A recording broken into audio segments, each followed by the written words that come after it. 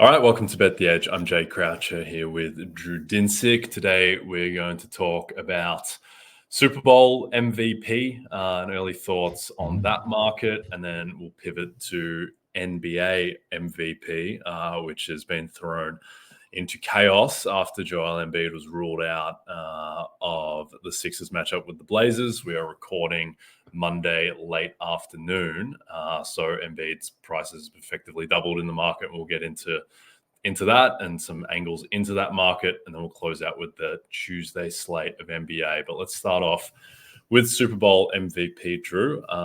Patrick Mahomes is the favorite, as you might expect, plus 120. Just a slight bump on the KC money line, which I think is more or less fair. Brock Purdy plus 220, Christian McCaffrey plus 450, and then Kelsey, Deebo, Pacheco, Ayuk follow them. First impressions of this market. We continue to live in a world where Brock Purdy gets not enough respect. Boy, oh boy, rewatching the game yesterday, particularly in that second half. My God, he was just unbelievably clutch, scrambling in particular, to help the Niners get back into that game. And I think there's always kind of you see a market like this, and you have just a general knack to look for a longer shot because that's more fun. But I don't really see any reason to steer clear of Mahomes or Purdy as basically a bet on the Super Bowl by proxy. Let me pull up my fares here. I would have Mahomes at around plus 115. I would have Purdy at about plus 180. So I guess between these two, I would have to look for Purdy. If we kind of go back and reflect on the championship games, who do you think would have won the AFC championship game MVP? Would it have been Mahomes, or Travis Kelce steals it with that stat line? Yeah, it's difficult because typically to look at the stats, Kelce was 11 for 116 on the touchdown. Mahomes was 241 passing yards and 1 touchdown. So his lone touchdown goes to Kelce, and Kelce he's responsible for basically half of Mahomes' passing yards. Mahomes was 30 of 39. Mahomes didn't do much really on the ground. He was 6 of 15. I think those are only 2 candidates. I understand L'Jarius Sneed made an amazing play, but he wouldn't have won MVP or come close. So I think it's kind of a coin flip. My sense is that, and I might be wrong on this, but I still think Mahomes would have won just because it's Mahomes and just the level that he played at. And he was excellent in the game. He had a 91 QBR, 100 passer rating. But I do think it would have been close. I mean, what's your feel on that? Yeah. This is getting way meta because there was no award. But like in general, because it was a championship game and because that was a standout performance by Kelce, particularly in the first half, he did set the all-time record for receptions and playoff receptions, stuff like that. Like 11 targets, 11 catches is pretty amazing. So I could see I could see a split vote and Kelce getting enough of a push just because people want something a little different, maybe a little bit of Mahomes fatigue in terms of voting him for MVP. But it was tough to really say. I would have had a close to 50-50 with real kind of bated breath if there was betting in that market, surely, because I would have had Mahomes and nothing else. How about the NFC Championship game? Do you get a sense that it would have gone to Brock Purdy, or is there a more likely voting candidate in that game? So I think there are only 2 potential winners in this one, and that's Purdy or McCaffrey. And if you just look at the box score, McCaffrey had a much better game than it felt like at the time, at least statistically. Like he goes, 20 carries for 90 yards, 2 touchdowns on the ground. He goes 4 for 42 through the air. And Purdy is 20 of 31, 267 yards, 1 touchdown, 1 interception. Now he has the 5 carries for 48 yards. So if you just look at the box score, and if you just showed me that and I hadn't watched the game, I would tell you that McCaffrey is favorite. But just having watched the game, McCaffrey didn't really have a moment. I know he punched in the 2 touchdowns, but to me, the story of the game, and I think people get biased by what happens in the second half of the Super Bowl if it is a close vote. To me, the story of the game was Purdy's second half and Purdy's scrambling, and that won them the game. So again, I think this would have been close, but my sense is that Purdy that he would have won. And look, if McCaffrey had been on the field to punch in that touchdown instead of Elijah Mitchell, and McCaffrey has 3 touchdowns, that probably swings it. I also think with the KC game, the fact that, the defining play of the second half for Kansas City on offense was Mahomes' deep ball to MVS to win the game. And again, I think if that was Kelsey, then Kelsey wins MVP. I really think that would have been a coin flip. I wouldn't have been able to book that either way with confidence, but I kind of lean both quarterbacks. And I mean, that's generally a pretty good rule. If it is close, the tie usually goes to the quarterback. But what do you think about the NFC one? Yeah. I mean, if it's going to be defining play, you got to give some, kind of a nod to the Kindle Vildor face mask, which really did help ignite the comeback for the 49ers. Do not understand still how that happened. We get one of those every playoffs, it feels like. Just some absolutely absurd play that has huge consequences for the outcome of the game. But no, I would think Purdy, just having watched it, and there may be a little bit of a slant against him just in terms of trying to, delve up the credit. But there were some play calls in particular that I did not like from Shanahan in the second half, and I felt like Brock Purdy made something better out of it. And in moments, it felt like Purdy elevated the Niners even more than whatever Kyle was, doing from a game planning standpoint.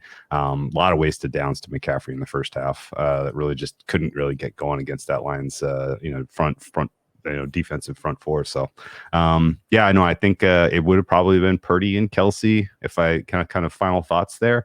And as we're looking at sort of the way that the market is shaping for the side and total here, there's been a little bit of support coming back in on Niners after it was one-way Chiefs on the open. And I've seen a little bit of activity kind of nibbling at this over. Actually, decent limits on a total this early is kind of surprising. I mean, I know it's the Super Bowl. It's going to be the biggest handle of the year by margin. But it's usually there's a little bit slower rollout for limits on totals, and you can get a decent sized bet right now, and it's up to 47.5. So I think that's right. People just generally not buying the Niners defense. And in general, I don't think you can get involved in a defensive player prop at all for an MVP. This game is going to be decided by offense, and I think ultimately it's going to be decided by which quarterback has the kind of more spectacular output of the game. Yeah, I mean, you look at on the defensive side, the only guy who would be of any interest is like Nick Bosa won Defensive Player of the Year last year, and he's 100-1 to win Super Bowl MVP, and that it feels big on the surface, but at the same time, like, what would he actually have to do to win MVP? And we talked about this a little bit, but probably minimum 2.5 sacks and a strip sack fumble, maybe a return touchdown, maybe 3 sacks against the guy who does not get sacked in Mahomes, and who just went up against the team that led the NFL in sacks in Baltimore, and he was, sacked twice. So I don't really see it. I don't see it at price for any defensive player. As we look through this market, I agree with you on Purdy being the best bet. The market is saying that he is like a 59, 60%. He's that range for his equity on San Francisco. That's just too low. Guy accumulates stats. He's the quarterback. He was minus 250 to win MVP going into Monday Night Football in Week 16. He should be more than 60%. Now, I don't think it's close to Mahomes' level in terms of his equity. And I do think that there are some guys who are interesting. We talked about Deebo Samuel yesterday being too big at 55-1. That price is corrected. Now he's 30-1, which I think is, I would say that he is like 5. Yeah, maybe a little bit. There's still some room there. Yeah. Should probably be like 20.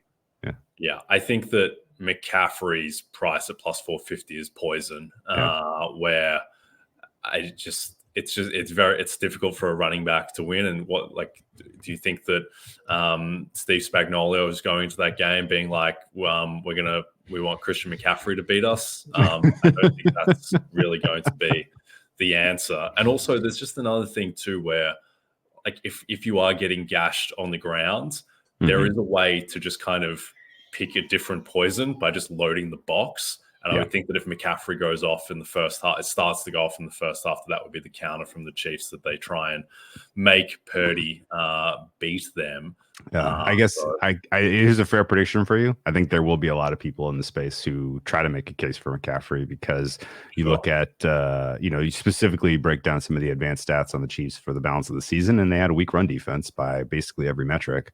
Now that, to me, we saw it all season long, and it felt like that was sort of what they were planning. Like, hey, we would like you to lean into this, and you make you force offenses who are good, not great, to matriculate the ball down the field. Eventually, they'll make a mistake. You'll get the sack. You'll get a key turnover, and the pass defense for the Chiefs is legit. Like, those guys are amazing. They were amazing yesterday. They've been amazing all season long, going back to the Detroit game, week 1, honestly. So, I think people will make a case for McCaffrey on the basis of that being sort of the soft spot in the Chiefs defense. But, and there'll be people that'll make a case for Travis Kelce in sort of the idea that this is going to be some sort of crossover social zeitgeist thing with, how he's invaded every space of advertising and, media. And, my mother-in-law is asking questions, which Travis Kelce's 87, right? Like, that's the one that's dating Taylor Swift. Like,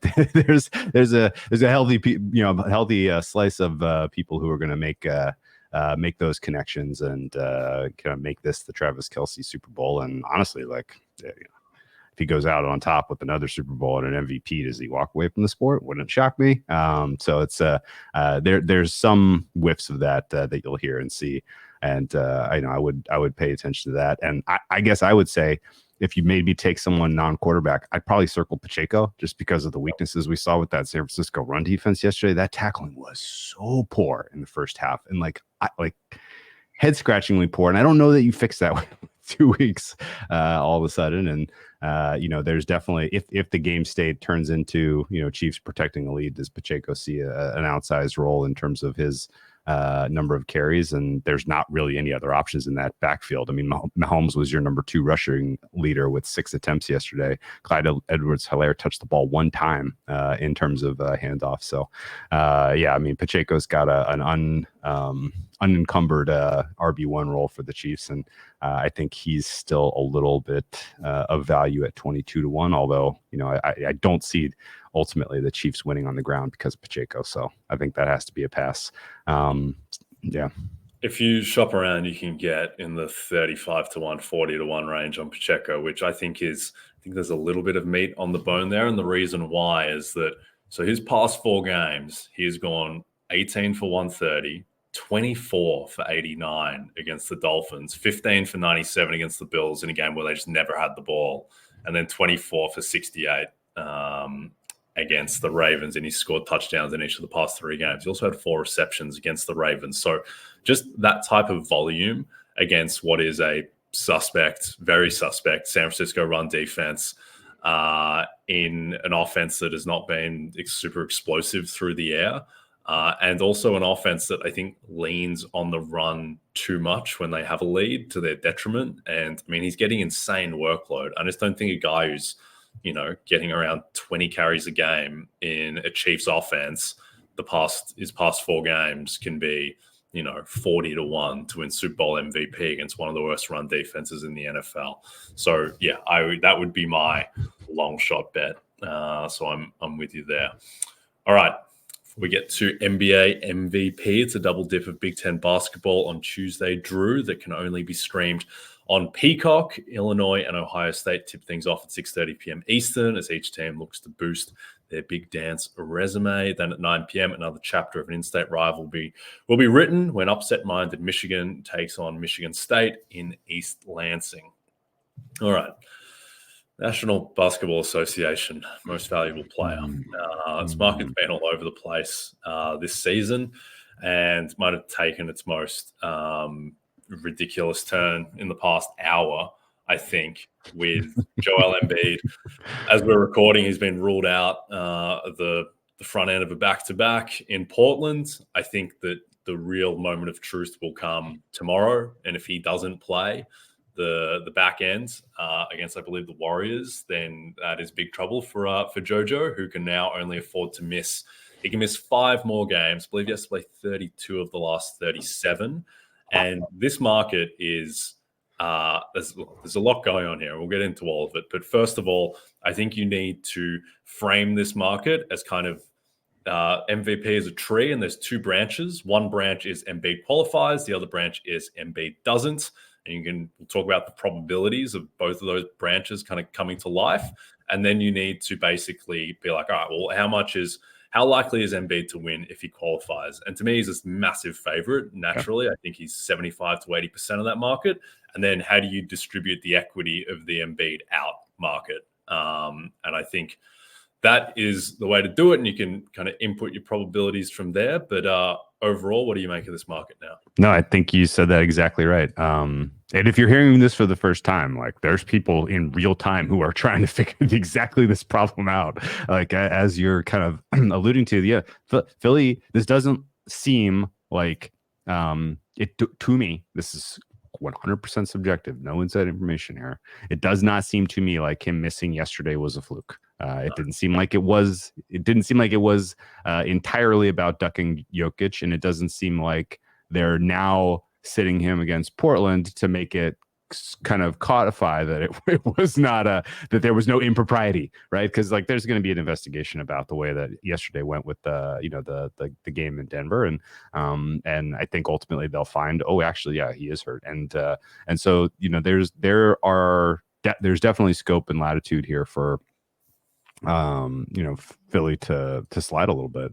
That combined with, Embiid unlikely to play that many games. Like he basically has to finish out the season at some point if he misses another one this week after this Portland game. So it's very tough to see how the math will work in his favor to be even available for, in consideration for this one.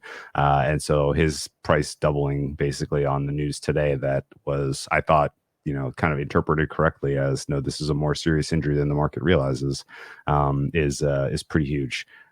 In a world where he does qualify, should he be somewhere in the 80 to 90% to win the MVP? I say yes. He's done enough to distance himself over the rest of the field. And I don't realistically see, SGA or Giannis running him down in terms of some of these advanced stats on, EPM, the all-in-one stats that people look at to make these decisions. He's going to finish number one. And yeah, my guess is Philly's better off resting him. I think they know that they're looking at a potential matchup against Milwaukee or Boston, whoever doesn't get the 1 seed in the 2-3. I doubt they think there's any realistic chance they slide into the 4. And having a healthy Embiid is going to be massive for any type of hope in the playoffs. So, I would guess that we're probably going to run out of games here sometime in March where he's going to no longer be able to get to 65. And at that point, he's just going to be off the board. And I guess as just full transparency, the entire, preseason, month of November, month of December, I thought this was Jokic's to lose. I thought Embiid was a terrible bet. I thought that the lack of playoff success last year was going to be held against him if the two had similar profiles over the balance of the regular season, but that's just not where we're headed. He's going to he's going to have margin over Jokic in statistical profile by the end of the season. So, I'm holding a lot of Embiid a lot of Jokic tickets at prices that looked not so great as of about 24 hours ago. And right now, I think, you got to find some exotic ways to shop elsewhere, because the Jokic drifting is maybe worth paying a little bit more attention to, right? Do you get the sense that people are really that excited about putting all of this equity into the Jokic basket, or should we be looking for other candidates?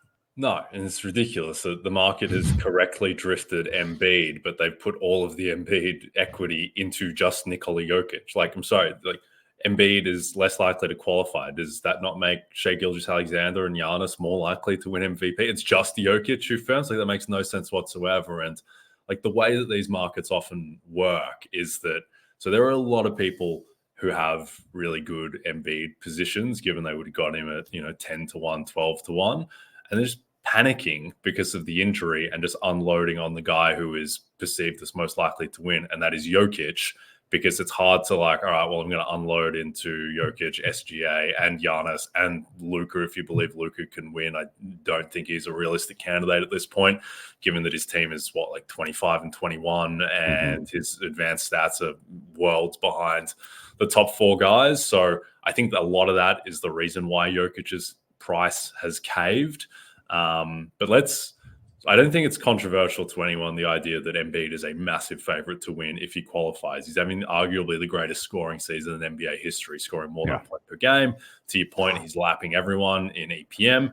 He's been the best player in the league on a permanent basis. And I don't think him playing like 65 games and everyone else plays 76, 77, I don't think that really matters at all. I think so long as you qualify, that's why they introduced this rule. I think he'll just be viewed basically as equivalent to those guys. No one looks at kind of minute totals in MVP, so long as you kind of play enough games. So I think the hinge point of this market is probably the most difficult element to price, which is just how likely is it that Embiid misses 6 games and doesn't qualify? And we'll get a lot of information based on whether he plays against the Warriors. But I do think there is this idea that Embiid is just no chance to qualify because of how often he gets hurt. And I think that is a little incorrect, because last year in the back end of the season, he played 38 out of 41 games before he sat the last 2 because he didn't need to play them because he wrapped up MVP against Boston and their seeding wasn't that important.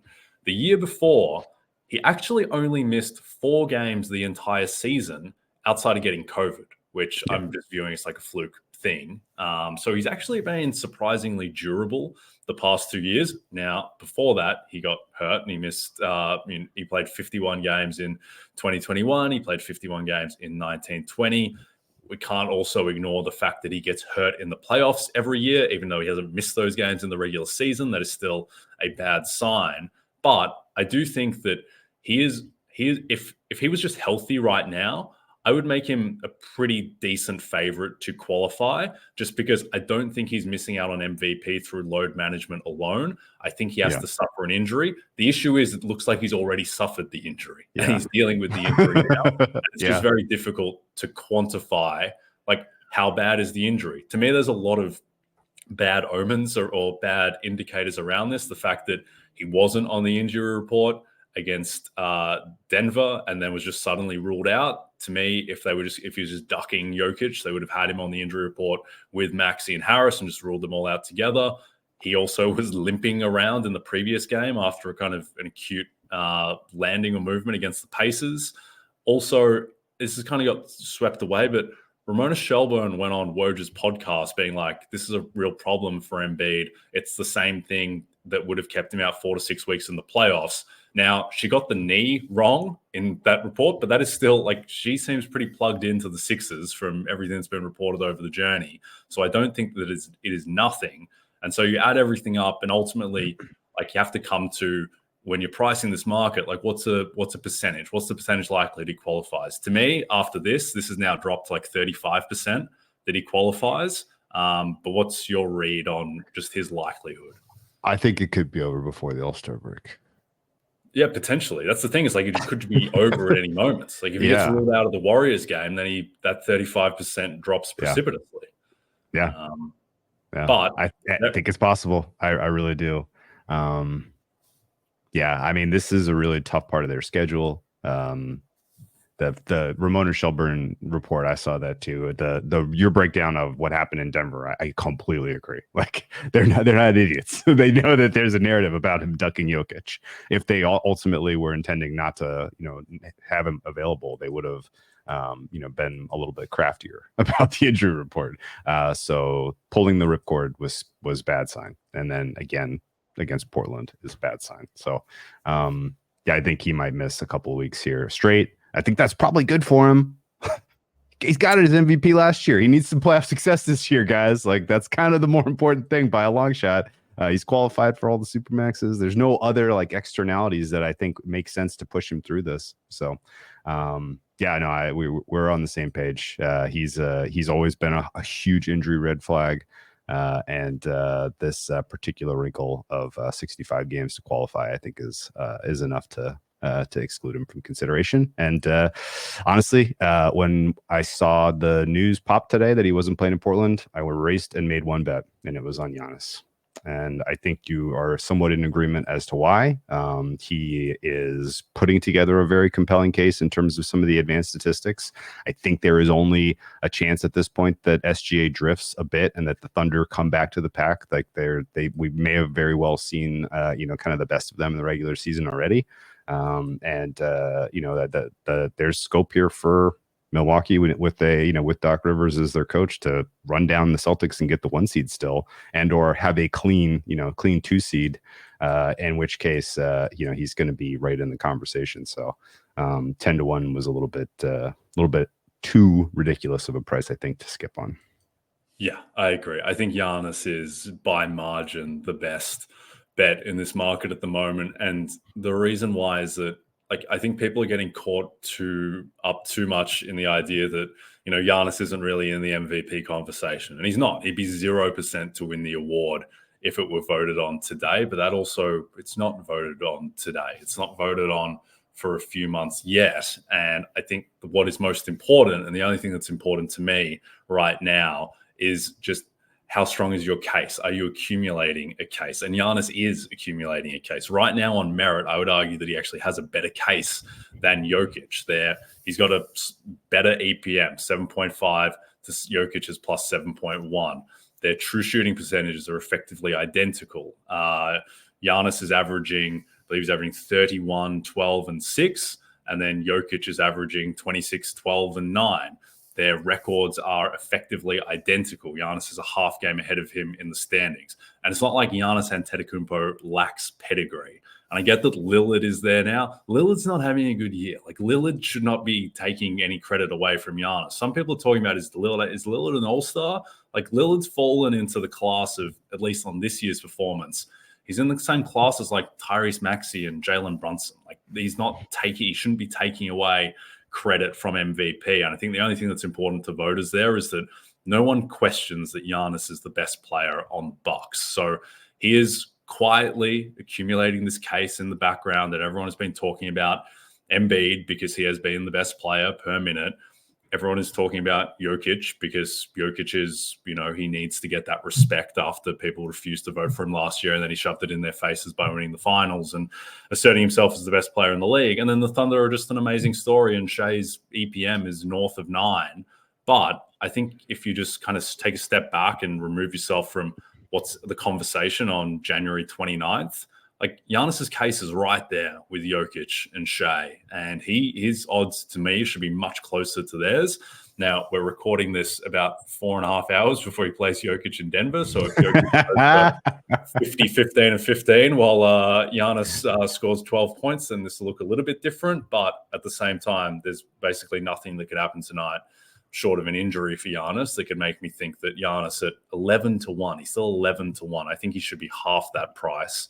I think he is the best bet in this market. And honestly, the second best bet to me in the market, if Embiid gets ruled in against Golden State, then plus 375 is too big for Embiid, because that will signal that his knee is actually not that bad. And then at that point, it's largely a bet on health. And I'll go to war with, plus 375 on Embiid playing, at that point would be 31 out of 36 games, which is pretty doable for a guy that really cares about MVP. And that's the other thing as well with Jokic, and that one, Jokic, like, he goes weeks just coasting through games, and his big kind of statistical outburst was with Murray out.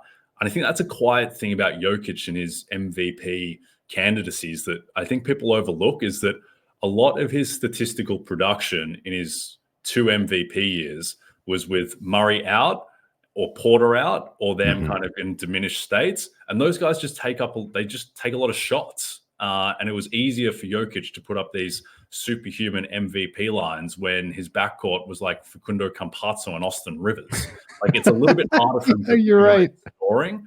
And I think that doesn't get talked about. And his scoring numbers this year are inflated because Murray missed a month.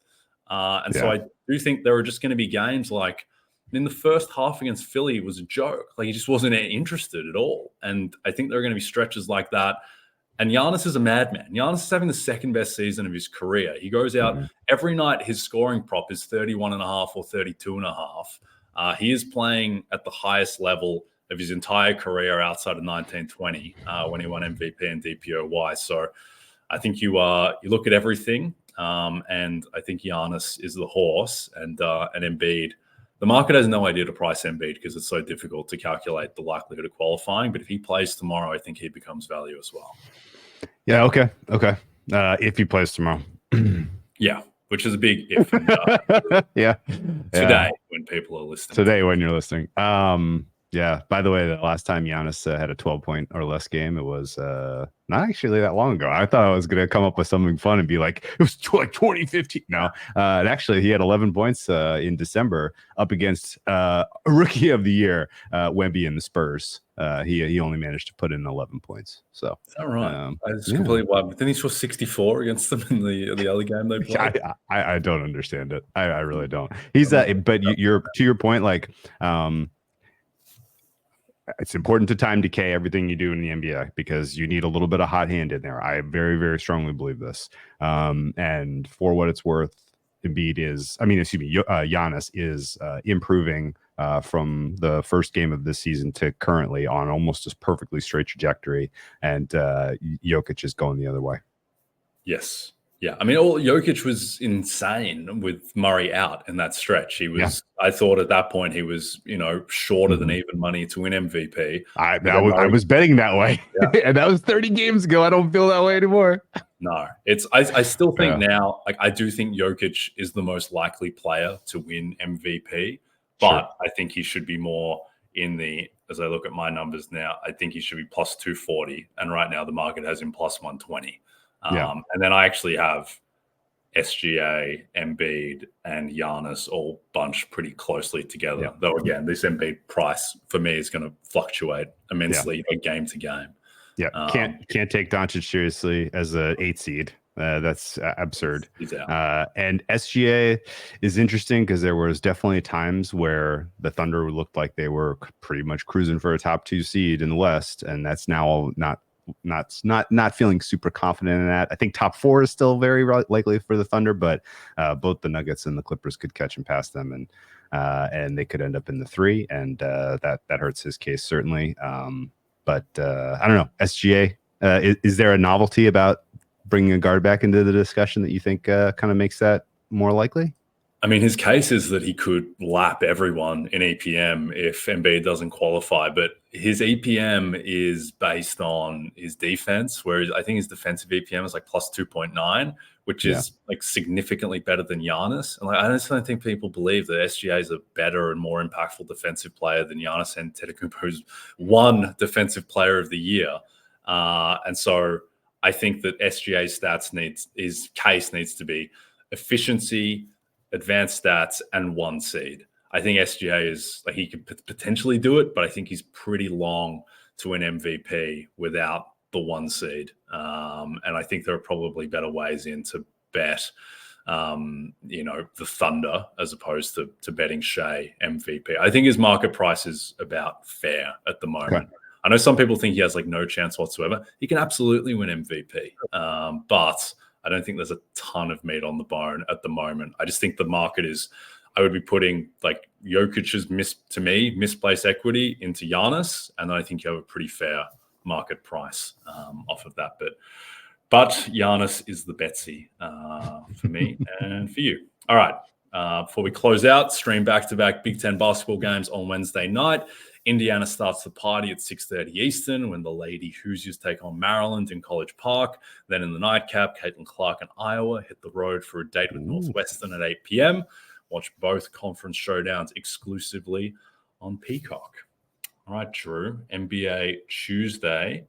Interesting little slate. Looks like Tyrese Halliburton will be back, which makes Indy at Boston semi-blockbuster-ish.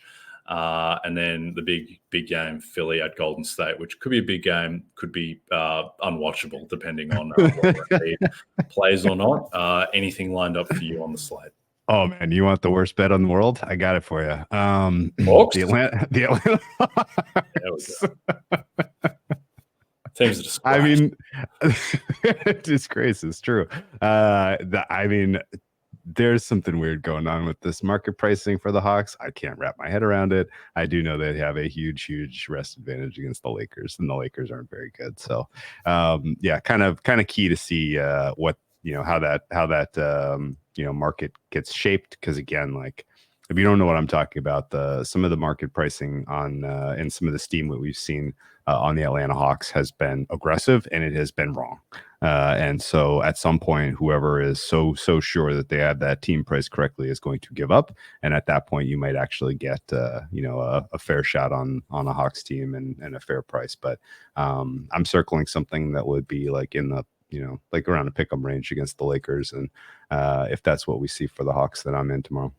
Okay. Yeah. I have, I know that it's kind of become an internet sensation how bad the Hawks are against the spread. I have not been losing money on the Atlanta Hawks against the spread, but I have been losing a lot of money on the Hawks win total over 41. What it was preseason, which again, they're just kind of winning enough. It's like, they're going a little run, but they're going to go under that total, and it's going to be sickening. Last note on the slate here, and people will kind of know based on what the Knicks have done against Charlotte on Monday night. But to me, that's an interesting subplot of the season. It's just how the Knicks weather the storm. Sure. It looks like Randall is going to be out for probably a month. Mm-hmm. It's a little ambiguous, the reporting is that there's optimism that it might be a few weeks, but nothing conclusive. Yeah. Where it's funny, when Woj tweeted that the X-ray showed not much damage. Like, what do you mean? It's an X-ray. It's a bone. Like, there's not much. Is it no damage, or does he have some like minor fracture or something? Because that seems like it would be bad.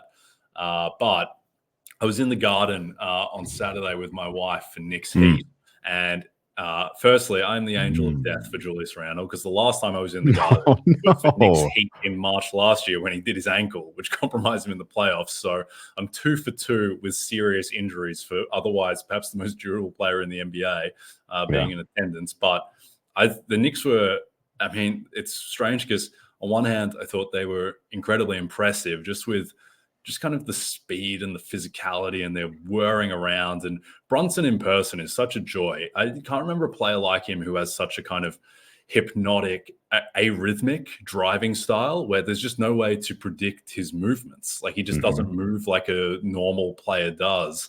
And just his offense combined with just kind of the size and the fury that they have on defense. Watching OG Anunoby in person, like Jimmy Butler, who, kind of takes the regular season off anyway, but Butler wanted no part of OG. He's like, all right, well, if you're on me, everyone else plays 4-on-4, or maybe I'll shoot a jump shot or fade away. And then as soon as OG goes out of the game, Butler is like, all right, my time to eat. And he kept the Heat in the game by just going on this personal surge when Anunoby was out of the game towards the end of the third quarter.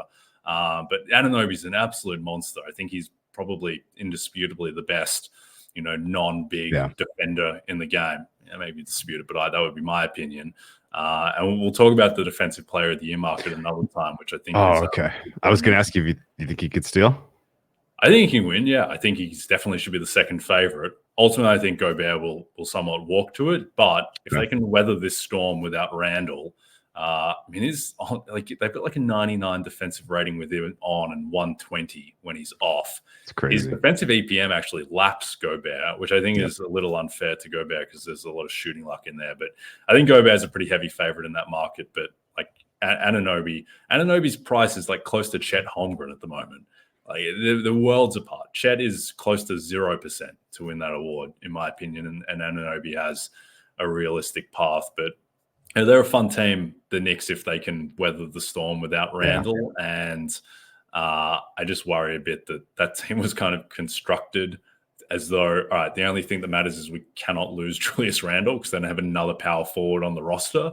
So I think it could get a bit icky. And even as well as they played against the Heat, there are stretches where like the offense does kind of look brutal at times, where it's just my turn, your turn. Yeah. Julius backs down. Julius is like power forward Jaylen Brown, where whenever he goes into a spin move or a back down, I'm just waiting for his pocket to get picked every time. And he's gotten better, but he is a very imperfect player, albeit a completely indispensable one for this team. So looking to see how how my Knicks. God, the Knicks are fascinating, man. If they draw Cavs or Pacers in the 4-5 and have home court, they'll be heavy favorites. Heat 4-5 would be the most interesting price. You think would the Knicks be favored in that series? And do you think they have a realistic shot to beat the Heat in best of 7? I don't think the Heat are very good, and there's a couple of reasons why. And for whatever reason, just the past 2-3 years, I've seen a lot of this team play in person. And what always just stands out to me about the Heat in person is just they're really small, and it gets overlooked a bit that Bam Adebayo is like 6'9". And he's their center. And if Butler isn't going, pedal to the metal, then it's just not that good of a team. Like, they don't really play with any force on offense if Butler isn't in playoff mode, because the offense is just like, it's a lot of mid-range jumpers. They don't really get to the rim that much. It's a lot of Tyler Hero and Duncan Robinson running around screens, or otherwise it's, let Jimmy go to work and he's not fully invested Jimmy. They're just really small. They're a small team. And you've got to be playing like a lot of Rozier, Hero, Duncan Robinson. Like, these guys, they just lack, size or, defensive might. And I think that the iteration of the team that took Boston to 7 and then lost when Butler missed the 3 over Horford in the dying seconds. Mm-hmm. Like, that team had a good version of Kyle Lowry, had PJ Tucker, and just had more they were just thicker and more heft, and they were much better defensive team. Like, this team has been a mid-pack defensive team, and I just think that between, Hero and Robinson needing to get so much run, between, having an undersized center as incredible as he is, he's, the most switchable big man, maybe ever, and he's a fantastic player, but I do think that, he will get exposed if they have to go up against, Joel Embiid or the Bucks and I guess they destroyed the Bucks. So, but I do think it should in theory be a problem. And also if they have to see Jokic again, but I don't think they're going to get that far. But before we close off, what do you think of the Heat? I just trying to wrap my head around how the market is going to treat them in playoff time, because Spoelstra's and the legacy of Butler in the playoffs, all of it is going to make it complicated. Your points are all fair, though. I think they're definitely a very fatally flawed team. I mean, everybody in the East is fatally flawed except for Boston, and Boston can't beat good teams for some reason. I don't understand this at all.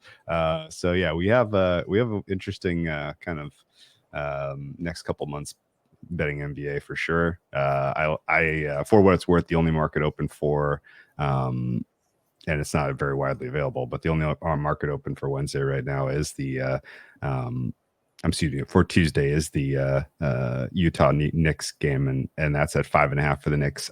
I'm hopeful that people bet Utah a little bit. Hopeful Utah plays well tonight against Brooklyn and they get a little action in that market tomorrow, because I like the Knicks. But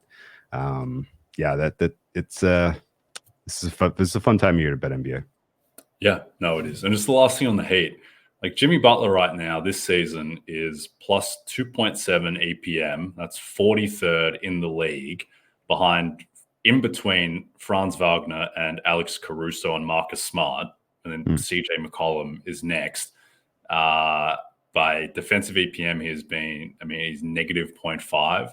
That's the difference with this Heat team. Like, if Jimmy Butler is just going to be like a sub all-star level player, then the team's just not very good. If Jimmy Butler is going to be like a +7 type of guy, which he's been in the playoffs, and he's one of the 5 best players in the NBA, well, then okay, then they're pretty bloody good, because they've got one of the 5 best players in the NBA and a decent enough supporting cast. But I don't know. I feel like this team has repeatedly fallen into place when Tyler Hero hasn't been around, and that's not necessarily a knock on Hero. I just think that on this team, which already has size issues, what has made them so good in the playoffs is Butler putting his cape on and then being awesome on defense and just being, 100th percentile in terms of coaching and strategy.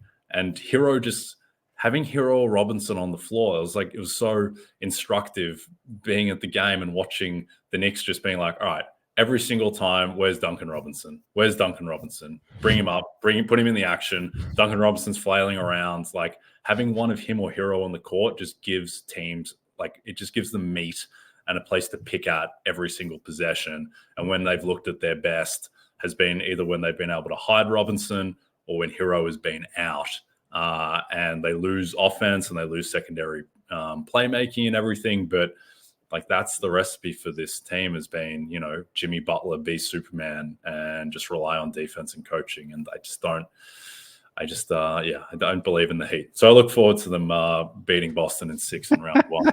Fantastic. So we do that all again. All right, we are done. Don't forget to check out NBCSports.com for more information to help you with your wagers. Thanks to those of you watching on the NBC Sports YouTube channel. If you're listening to us in podcast form, don't forget to rate and subscribe.